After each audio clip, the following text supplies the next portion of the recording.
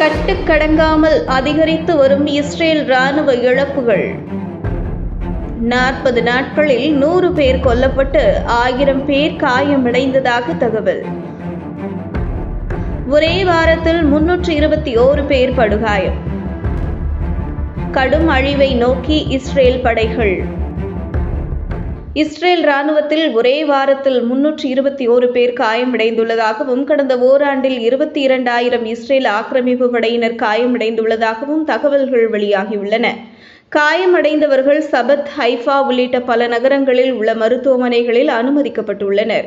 இந்த தகவல்களை இஸ்ரேல் சுகாதாரத்துறை அறிவித்துள்ளது. கடைசி 24 மணி நேரத்தில் மட்டும் 21 ஆக்கிரமிப்பு வீரர்கள் காயமடைந்துள்ளனர். எனினும் இது கூட உண்மையான இழப்புகள் அல்ல என்றும் இதைவிட பல மடங்குகள் இழப்புகள் ஏற்பட்டுள்ளதாக போராளி குழுக்கள் தொடர்ந்து கூறி வருகின்றன. ஹிஸ்புல்லா வெளியிட்டுள்ள தகவலில் கடந்த 40 நாட்களில் இஸ்ரேல் தரப்பில் 100 ராணுவ வீரர்கள் கொல்லப்பட்டுள்ளதாகவும் 1000 பேர் காயமடைந்துள்ளதாகவும் கூறியுள்ளது. இது மட்டுமின்றி காசாவில் மட்டும் கடந்த 10 நாட்களில் 24 ராணுவ வீரர்கள் கொல்லப்பட்டதாக இஸ்ரேல் ஒப்புக்கொண்டுள்ளது.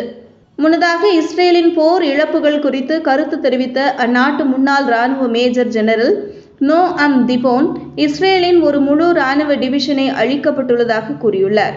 உண்மையான தகவல்களை இஸ்ரேல் ராணுவம் வெளியிடவில்லை என குற்றச்சாட்டியுள்ள அவர் தற்போது 10,000 பேர் கொண்ட ஒரு முழு டிவிஷனுக்கான தேவை ஏற்பட்டுள்ளதாக கூறியுள்ளார்.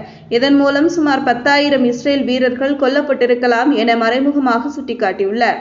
இஸ்ரேல் ராணுவத்தின் மறுவாழ்வுத்துறை சுமார் 12,000 வீரர்கள் PTSD எனப்படும் மனநோய்க்கு ஆளாகி சிகிச்சை பெற்று வருவதாக கூறப்படுகிறது. இந்த வீடியோவை உங்களுக்கு வழங்கியது www.aliaonlinestore.com. இந்த இணையதளத்தில் நீங்கள் ட்ரை ஃப்ரூட்ஸ், நட்ஸ், அதே மாதிரி குழந்தைகளுக்கு தேவையான டாய்ஸ் உள்ளிட்ட பல பொருட்களை நீங்கள் வாங்கிக்கலாம். ஒரு தடவை இந்த இணையதளத்தை விசிட் பண்ணி பாருங்கள்.